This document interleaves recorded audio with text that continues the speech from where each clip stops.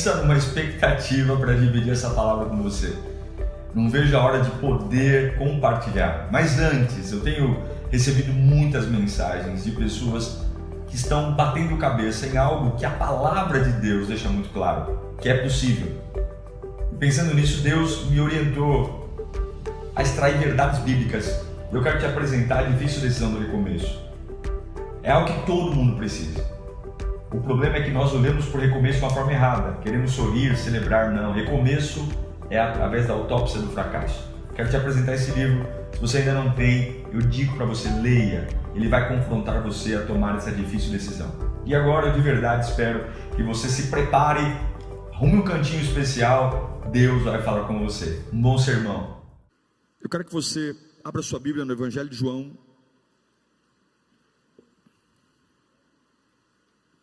Evangelho de João, capítulo 7.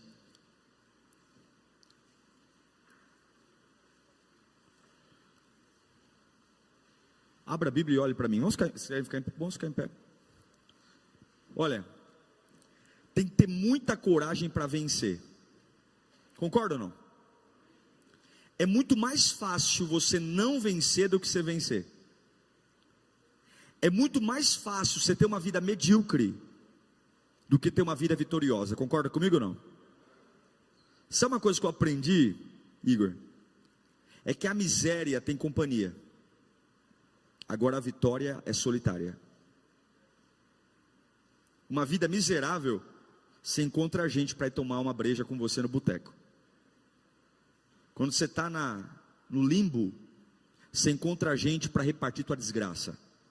Mas quando você foca em algo que você quer vencer, você vai ficar sozinho. E se você está aqui hoje nessa conferência, disposto a algo, querendo algo, isso não quer dizer nada.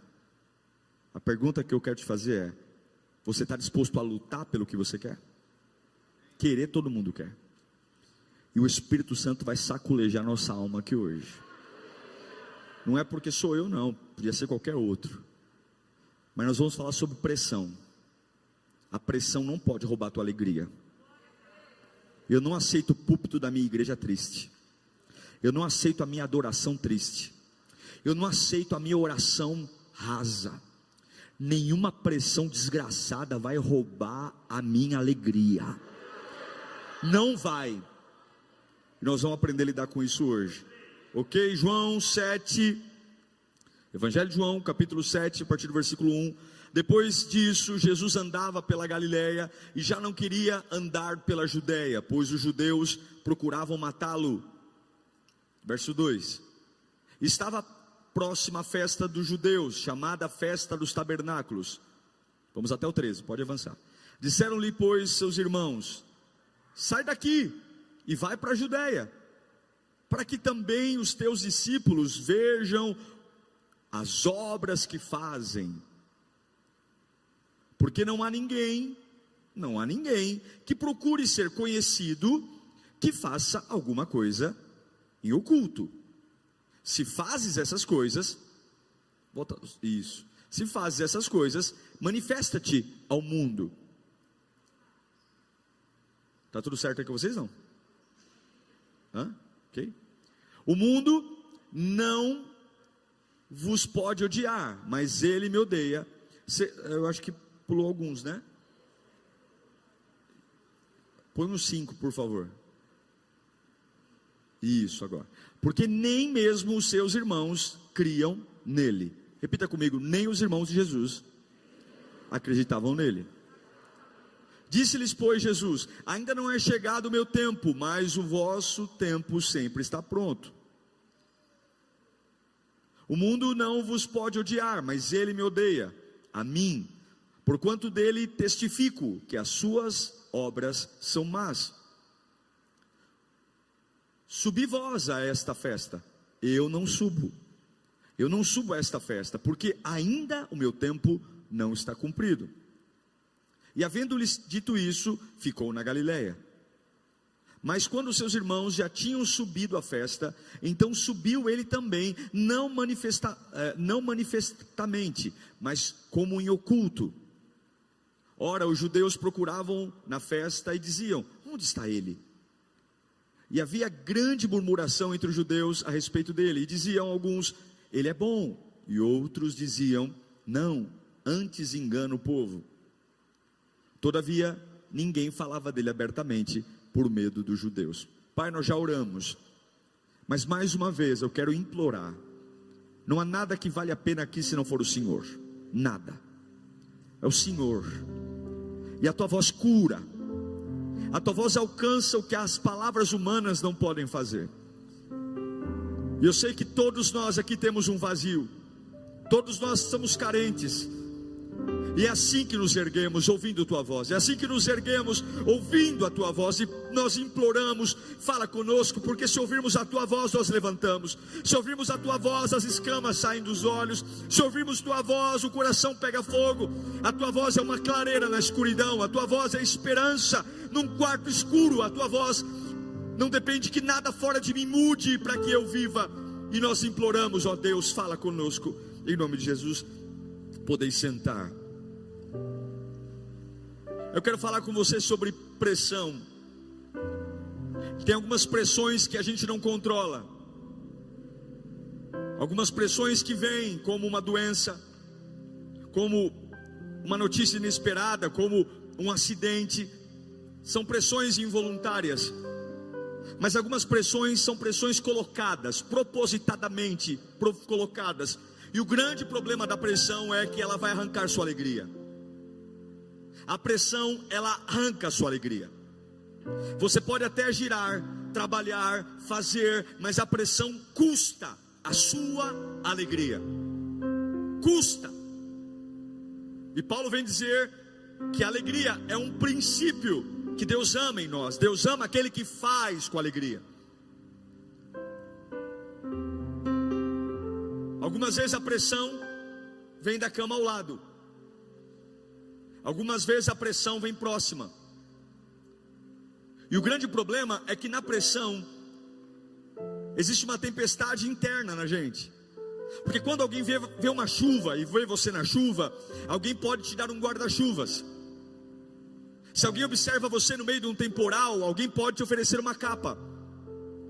Mas tem tempestades que acontecem dentro da gente que nem nós mesmos temos coragem de contar para os outros o que está acontecendo. Tem coisas que a gente nem consegue quantificar em palavras. E as pessoas à nossa volta não conseguem nos ajudar. É mais ou menos isso que a pressão faz com a gente. A gente trabalha, a gente vive, mas não temos nem força para dizer o que está acontecendo. A pressão é algo terrível. Jesus teve um ministério sob pressão. Até para curar, Jesus tinha pressão. Quando Jesus cura, criticam ele porque ele cura num sábado. Nem paz para curar ele tinha. Os fariseus ficavam na cola de Jesus para saber se ele iria renegar a lei de Moisés, se ele iria falar alguma heresia. O ministério de Jesus foi um ministério de pressão. E eu quero ouvir Jesus. Eu quero saber como ele lidou com a pressão. O capítulo que antecede o capítulo que lemos, o capítulo 6 de João, é o capítulo da grande multiplicação de pães e peixes. Jesus está no deserto, 5.000 homens seguem ele, não se contabilizavam mulheres e crianças, então estimam ali que pela quantidade de homens, 13.000 pessoas em média, somando mulheres e crianças, enfim, alguns falam 15, não importa, muita gente. Se fosse 500 pessoas já era muita gente, sendo 5.000 homens já é muita gente. E ali ele faz uma multiplicação com poucos pães e poucos peixes, e alimenta uma grande multidão. Ele volta para Galileia e vai para casa. Eu não sei se você sabe, mas José e Maria tiveram mais 7 filhos. A Bíblia não diz que havia uma mulher entre eles, mas Jesus teve mais 7 irmãos. E agora ele está em casa, depois de fazer esse grande milagre na Galileia. E os irmãos têm uma grande ideia. O capítulo 7 é um capítulo onde não é o diabo, mas a família de Jesus começa a colocar uma pressão nele. Os irmãos de Jesus olham para ele e falam: olha Jesus, lá na Judeia vai acontecer a festa mais típica dos judeus, a festa dos tabernáculos. A festa dos tabernáculos é quando o judeu lembra que a água saiu da rocha, que a nuvem o protegeu o povo hebreu do sol, que a coluna de fogo os aqueceu. É a festa que reúne milhares e milhões de judeus na Judéia. E eles dizem: olha, isso que você acabou de fazer no deserto, seria tão maravilhoso se você fizesse a mesma coisa no centro dessa festa, porque ninguém que quer ser conhecido fica escondido. O que os irmãos de Jesus estão dizendo é: eu vou colocar uma pressão nele, para que ele faça algo, para que ele se movimente. Os 7 irmãos de Jesus chamam ele no canto e tem uma ideia: cuidado com as pessoas que te chamam no canto. Tem gente que anda e logo depois vem raios e trovões atrás dela. Tem gente que não te manda um WhatsApp para falar nada a não ser desgraça. É o porta-voz do demônio. É um caixão na mão e a pá na outra. Ela te mata, te põe no caixão e te enterra. É gente que quando o WhatsApp toca, você vê que é a demônia. É a demônia. Por quê? Porque vem desgraça. É ou não é? Tem gente que quando você visualiza ali com o celular fechado, é a fulano: meu pai bendito, que lá vem bomba. Porque não tem uma paz do Senhor, não tem um eu te amo, não tem uma... é só desgraça. Toma cuidado com quem te chama de canto. Porque algumas vezes, tudo que essa pessoa quer é colocar uma bomba relógio na tua mão sem segredo. E a pressão, ela vai custar a sua alegria. Os irmãos de Jesus chamam ele. São 7 irmãos contra ele. É a maioria. Dizendo: olha, eu tenho uma ideia para o teu ministério. Eu tenho uma ideia para o teu ministério bombar. Você tem que ir para a Judéia. Você tem que fazer um grande milagre no meio do povo. Você tem que ir. Toma cuidado com as pessoas que começam a ter ideias sobre aquilo que Deus colocou na tua mão. Toma cuidado para pessoas que não têm trajetória. E isso é muito culpa nossa, porque nós somos muito bons para mostrar troféus e somos péssimos para mostrar cicatrizes. Os irmãos de Jesus chamam ele e falam: olha, vamos lá. Em outras palavras, eles estão dizendo: você não vai ser ninguém se você não for lá na festa dos tabernáculos. Seu ministério não vai bombar. E é interessante perceber, coloca para mim o versículo 5 do capítulo 7. É interessante perceber o que o texto relata no meio dessa conversa de Jesus com os irmãos dele. Os irmãos têm uma baita ideia: vai para a Judéia e revela o teu ministério. Mas nem os irmãos. Uau! Sabe o que significa isso? A psicologia chama isso de síndrome do impostor. É quando a gente tem alguém perto da gente que não acredita em nós, que não crê no nosso chamado, que não crê no Deus que nós servimos, mas ele não tem coragem de assumir a incredulidade dele. Então ele fica colocando pressão para você provar para outros, mas na realidade, quem quer uma prova é ele mesmo. Já viu aquela pessoa que fica o tempo inteiro postando que ela lê, que ela estuda, que ela faz curso, que ela se dedica, que ela passa a madrugada inteira lendo livros, que nessa semana leu 500 livros. Na realidade, ela quer provar para ela mesma que ela não se acha inteligente. Já viu aquela pessoa que chama todo mundo de arrogante? Nossa, todo mundo é arrogante. Fui na Lírio, todo mundo é arrogante. O pastor é arrogante, o Igor é arrogante, a Beth é arrogante, a Carla é arrogante. Nossa, eu fui na cantina, me atenderam com arrogância. Na realidade, quem é o arrogante? Ela. Ou aquela pessoa: nossa, você viu o irmão trocou de carro? Nossa, você viu a irmã ali, não sai do shopping? Você viu todo dia um sapato novo? Todo dia. Mas quem tem problema com o dinheiro, quem é? Ela que tem problema com o dinheiro. Essa é a síndrome do impostor. Os irmãos de Jesus te falam: olha, tivemos uma ideia brilhante, vai para a Judéia, mostra, e eles vão crer em você. Vai lá para a Judéia, faz milagres, porque ninguém que fica escondido aparece. Mas quem não cria? Os próprios irmãos. E aí a gente para ouvir e aceita uma pressão desnecessária.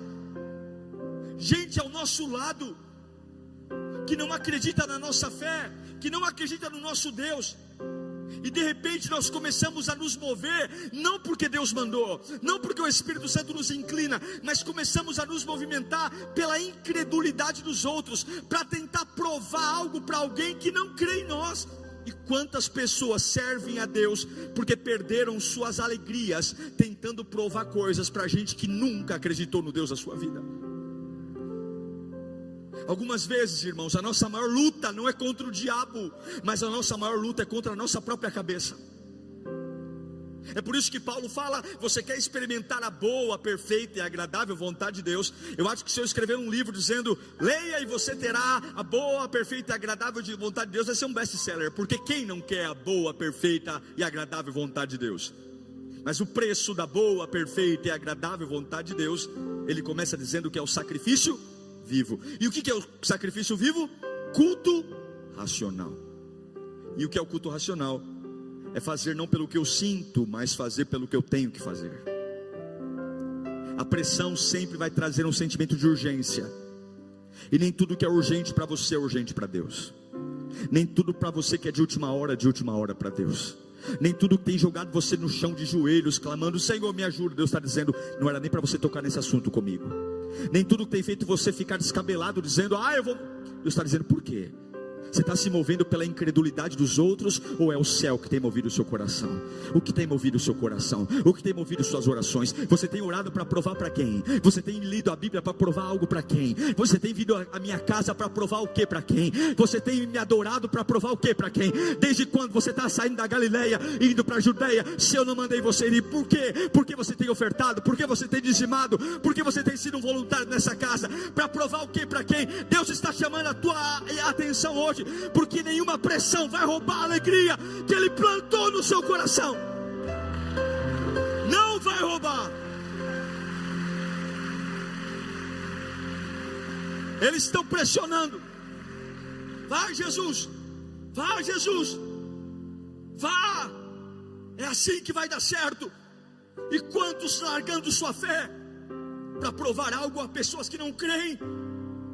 É a síndrome do impostor, que algumas vezes está em pessoas perto de nós, pessoas que estão ao nosso lado como mangueiras, e vou dizer até dentro da igreja, até dentro dos nossos departamentos. E eu não estou falando da época da graça não, estou falando da Lírio, estou falando da Batista, tá? Não estou falando de vocês não. Mas gente que está do nosso lado, que levanta as mãos para adorar junto com a gente, mas que conecta mangueiras, tentando arrancar e sugar toda a nossa pressão. E daqui a pouco eu não estou indo para a igreja porque eu quero adorá-lo, eu estou indo para a igreja porque eu quero provar algo a alguém. Eu não estou indo ler na Bíblia porque eu quero provar. Eu preciso provar que lidero, eu preciso provar que pastoreio, eu preciso provar para os outros que eu oro, eu preciso provar para os outros que eu canto, eu preciso provar para os outros que eu sou fiel a Deus, eu preciso provar para os outros que eu sou um bom pai, eu preciso provar para os outros que eu sou uma boa mãe, eu preciso provar para os outros que eu sou honesto. Não, você não precisa provar nada para ninguém, porque é Deus que vê teu coração.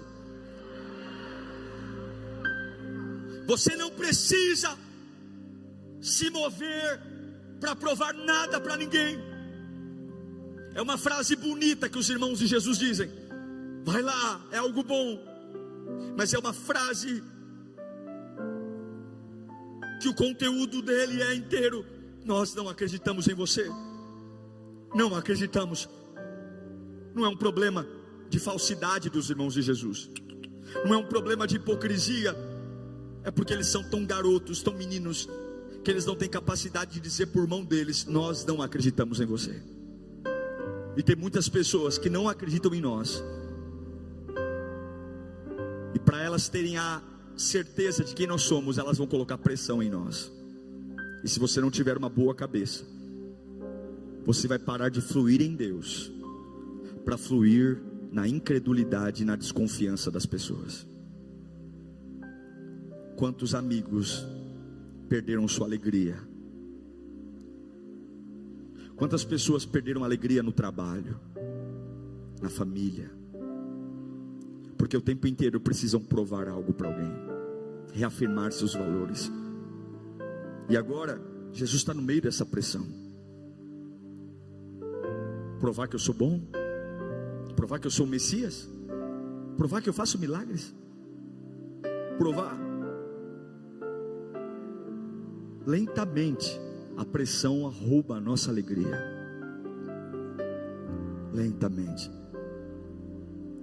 E é por isso que Jesus, ele não se importou em fazer milagres na Judéia, porque ele não se sujeitou a fazer milagres pelo motivo errado.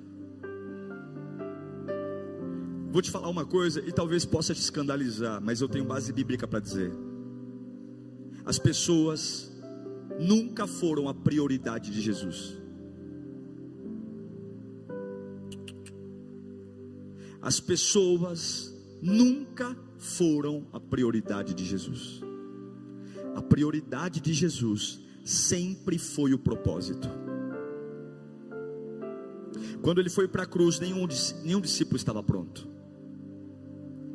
Mas Jesus, ele não transformou Pedro num dos maiores apóstolos do Novo Testamento, dando lencinho e beijinho e abraço. Jesus curou Pedro, cumprindo o propósito da cruz que o Pai o mandou fazer. Você não abençoa pessoas quando você aceita a pressão delas e você administra a pressão delas, dizendo: eu tenho que tentar atender o que elas querem de mim. Você vai morrer.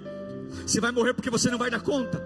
Você não foi chamado para nada além de agradar a vontade de Deus. A Bíblia diz que o que afia o ferro é outro ferro, e o teu espírito é afiado no espírito. Você abençoa pessoas não quando você para o que Deus colocou na sua mão para ficar atendendo telefones, para ficar tentando agradar, para ficar fazendo conversas de madrugada, para ficar levando para shoppings. Mas você abençoa pessoas quando você diz: Pai, apesar das pancadas que eu estou levando, apesar dos açoites, apesar da ideia das pessoas, das desconfianças, está aqui o propósito que tu colocou na minha mão, está aqui aquilo que o Senhor colocou, eu estou fazendo, eu estou indo para onde o Senhor mandou eu ir. Jesus disse: eu não vou para a Judéia. São 7 pessoas dentro da minha casa, 7 irmãos me pressionando, e ele diz: se vocês quiserem ir, vão vocês, eu não vou. Eu não vou me movimentar pela pressão e pela desconfiança. E Deus vai te libertar dessa pressão hoje. Você não foi feito para se movimentar pelo medo, não. Você não foi feito para orar porque tem medo. Sua oração é para entronizar o Deus do universo. Sua oração é para dobrar o joelho e contemplar a glória de Deus. Não é o medo que vai te pôr de joelho, é o propósito. Não é a dor que vai te pôr de joelho, é a unção. Eu não vou cantar porque eu vou cantar porque Ele é digno. Eu não vou para a igreja porque eu vou para a igreja porque Ele merece que eu vá. Não, eu não vou servir, para provar, eu vou servir porque Ele é digno de todo o meu louvor. Ele é digno, Ele é digno, Ele é digno, Ele é digno. Eu não vou orar bonito, não é propósito. Eu vou orar, eu não quero pressão na minha vida, eu quero alegria.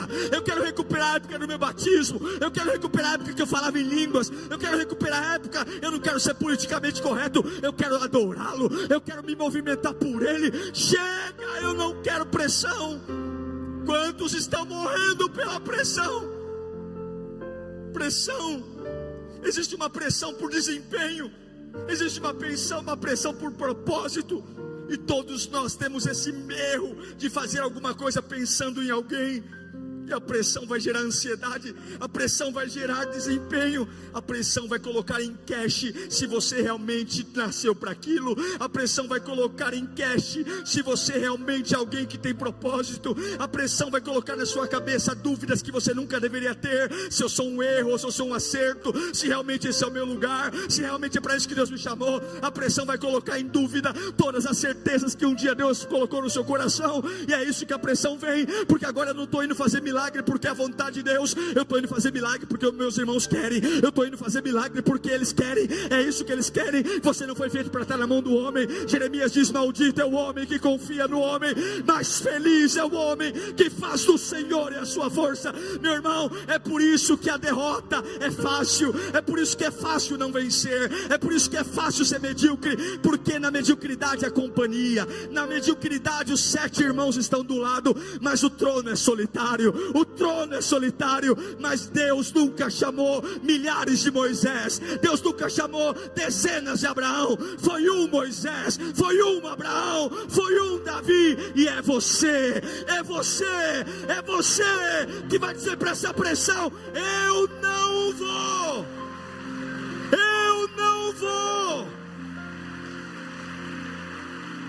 eu não vou, eu não vou, eu não vou. Enquanto as pessoas forem a prioridade da sua vida, o seu propósito estará apagado. Todos nós amamos nossa família, mas ela não deveria ser o topo. Você não deveria falar tanto dela como você fala. Você deveria falar mais daquilo que Deus te chamou para ser. Você abençoa a sua família não pelo quanto você ora por ela, mas você abençoa a sua família pelo quanto você mergulha no seu propósito. Não é o quanto você fala. A prioridade de Jesus nunca foi pessoas, mas quando Ele cumpre o propósito, todo aquele que nele crê não perece mais, mas tem a vida eterna. Mas por quê? Por conta dos beijos, abraços, lenços, conversas? Não, porque Ele cumpriu a vontade do Pai. Você abençoa a tua família quando você não aceita a pressão de começar a viver pelo que eles querem que você viva. E ainda com as pernas bambas, e ainda com azia, ainda com enxaqueca, ainda com pernas trêmulas, você faz o que Deus te chamou para fazer. Não é fácil, mas tudo o que vale a pena não é fácil. Por isso que muitos não oram, porque orar é muito poderoso e orar não é fácil. Orar não é fácil, mas orar é o que toca o coração de Deus. Não é fácil, não é fácil estar aqui, mas tudo que vale a pena não é fácil. Tudo que vale a pena não é fácil. Tem coisa que é tão barata, tão porcaria, que quando quebra a gente nem tem coragem de trocar, a gente já joga fora. Mas quando custa caro, vem com garantia. Quando custa caro, e eu não quero uma vida barata, eu não quero uma vida que quando quebre eu jogo fora. Eu quero orações caras, e orações caras são feitas na fornalha. Orações caras são feitas quando todo mundo diz vamos, e eu digo não vou, não vou.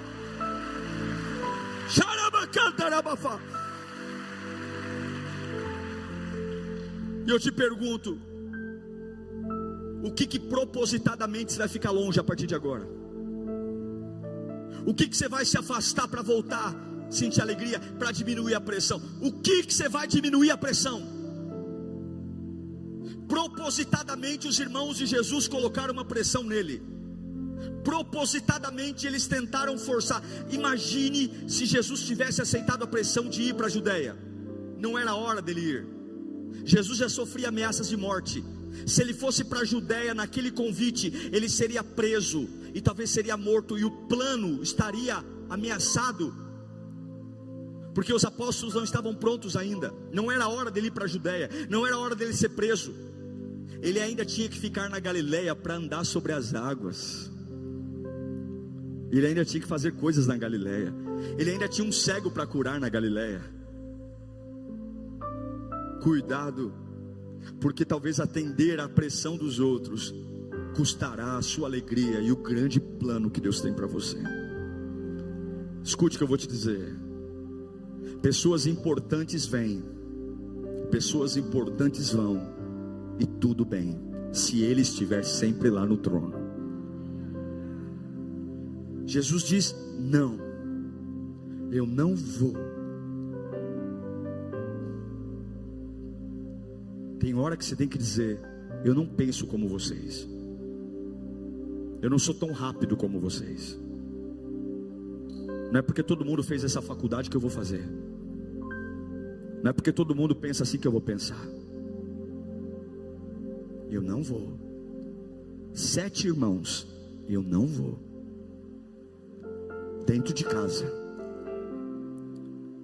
Mas o fato de eu não fazer o que vocês querem, não quer dizer que eu sou um erro. O fato de eu não fazer o que vocês querem, não quer dizer que eu estou morrendo aqui, não. Eu não vou, porque eu não preciso provar o meu valor para ninguém. E hoje Deus vai tirar esse peso da sua cabeça. Você que está orando amuado, você vai virar 2020 com uma cabeça boa. Coisa boa é gente de cabeça boa. Coisa boa é conviver com gente de cabeça boa, gente que fala de coisa grande. Coisa boa é lidar com gente madura. Coisa boa é o que Paulo fala: olha, quando eu era menino eu falava como menino, pensava como menino, entendia como menino, mas agora que eu virei homem, não sai natural. Eu tive que deixar o jeito de falar como menino, pensar e entender, porque agora eu sou diferente. Levanta tua mão para cá. O Senhor vai tirar essa pressão desgraçada que o diabo tentou colocar através de pessoas na sua vida. Não fica chateado com a palavra desgraçado não, porque desgraçado quer dizer desprovido de graça. Não tem graça. E quem vive debaixo dessa pressão, se tem uma coisa que não tem, é a graça de Deus, porque a graça é leve, a graça flui, a graça me faz ver o impossível, a graça me faz ver com os olhos fechados, a graça me faz andar quando todo mundo para, a graça me faz crer quando ninguém crê, a graça me faz orar quando o mundo se cala, a graça me faz ficar na Galileia quando toda a minha família diz: você está errado, você está errado, você está errado. E você diz: me critiquem, me persigam, zombem da minha fé, mas eu sei de uma coisa: eu não sou um erro. O Deus que eu sirvo não é o erro, a oração que eu faço não é o erro, a igreja que eu congrego não é o erro, a minha oração não é o erro. Podem ir e vocês vão ver que aquele que começou a boa obra, é fiel e justo para completá-la. Eu creio.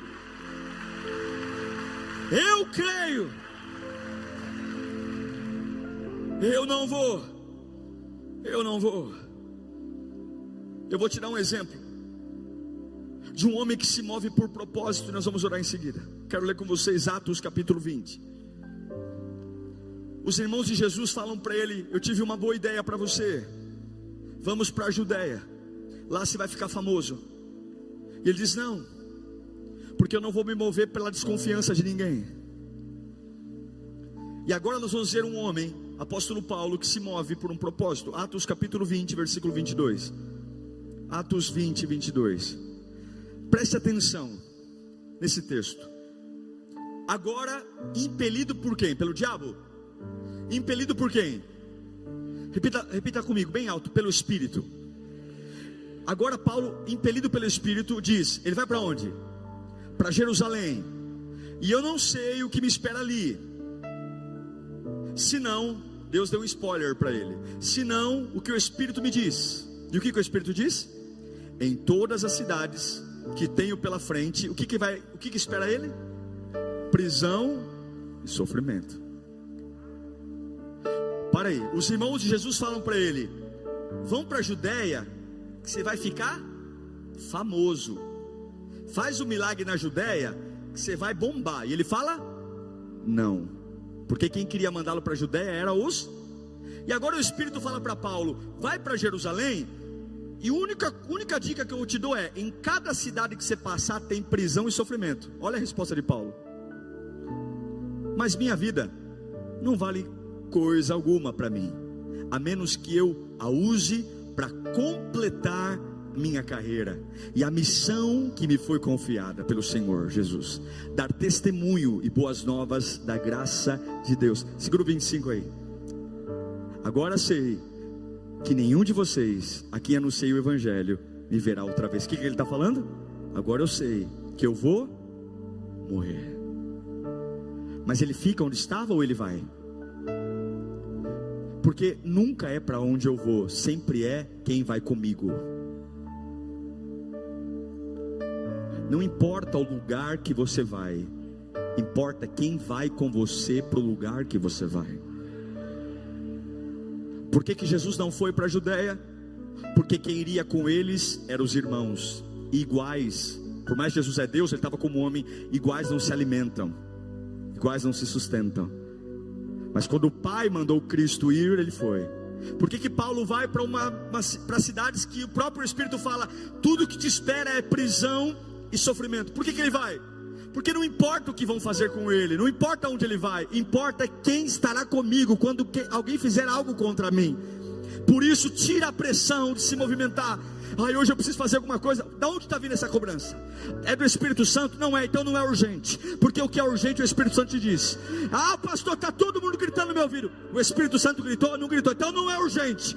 Porque as pessoas só veem o que está à frente do seu nariz. O dono da vida é Cristo. O trono está em paz. O trono está tranquilo. Dobrou o joelho. O Espírito vai morrer. Não vai morrer. Não vai morrer. Se o Espírito Santo não te direcionou. Se o Espírito Santo, não, fica tranquilo. Porque o ser humano tem ataque de pelanca o tempo todo. O ser humano é histérico. Ele é histérico porque nem tudo que ele vê é verdade, nem tudo que é o que parece. Mas aquele que começou a boa obra, meu irmão, ele não se perde no tempo.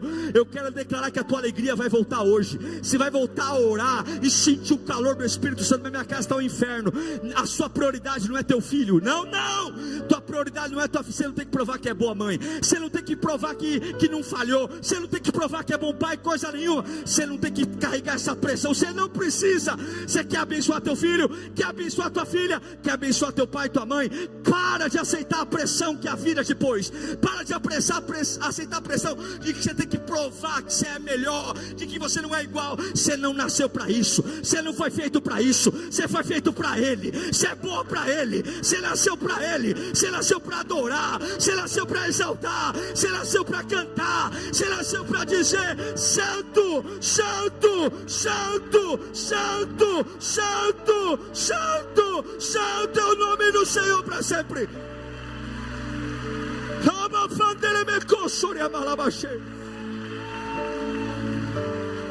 Para Ele, para Ele. Vamos colocar em pé. Aí você fala: pastor, o que eu faço então para me livrar dessa pressão? Porque é legal na hora da palavra da glória a Deus, aleluia. Mas daqui a pouco eu estou em casa. Daqui a pouco eu estou indo para aquela empresa que para mim a noite podia não acabar. E agora eu não trabalho para fazer o relatório. Eu trabalho para provar para o chefe que eu sou um bom funcionário. E toda vez que você tem que provar algo para alguém, você perde sua alegria. Não tem jeito. O evangelho é o evangelho do fluir, não é da pressão. Olhe para mim. Um dia Jesus diz: você quer sair da pressão? Quer sair? Quer sair? Mateus 5:6.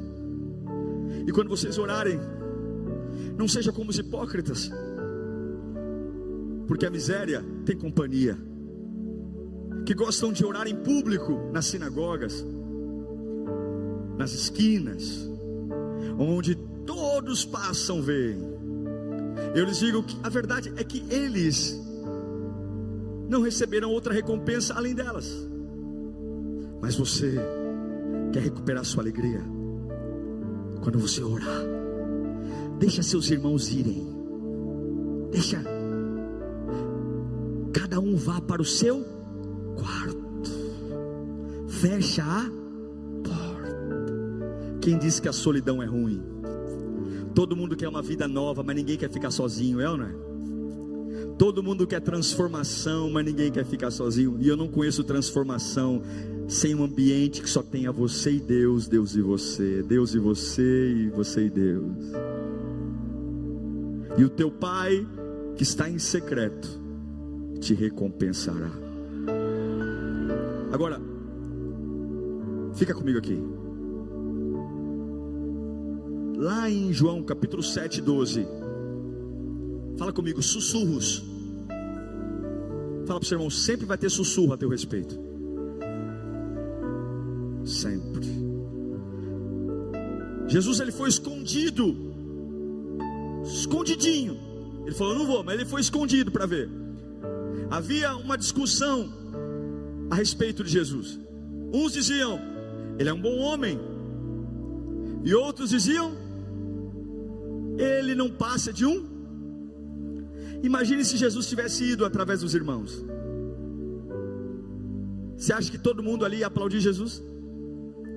Porque sempre haverão sussurros a respeito da sua vida. Sempre haverão sussurros a respeito da sua fidelidade a Deus.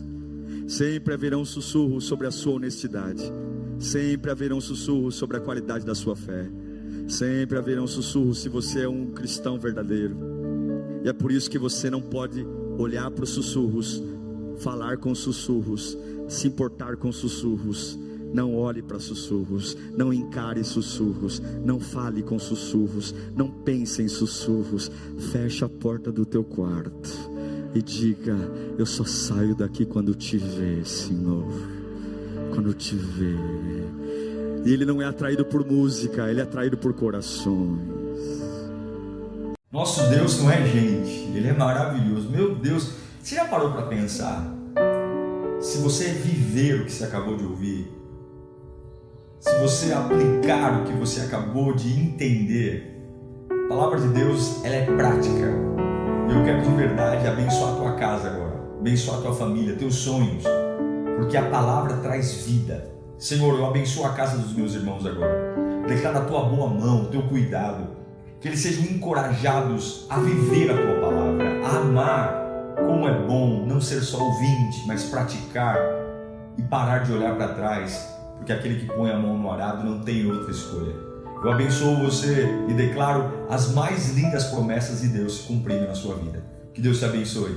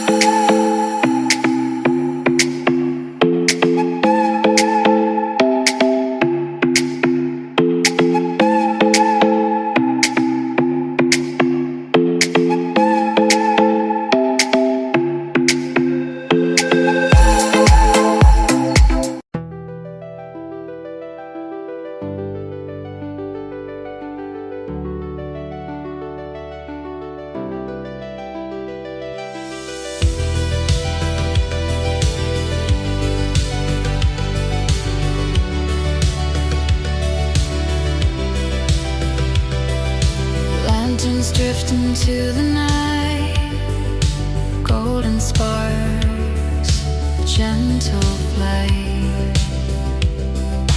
Every wish I never spoke rises high, a fleeting hope.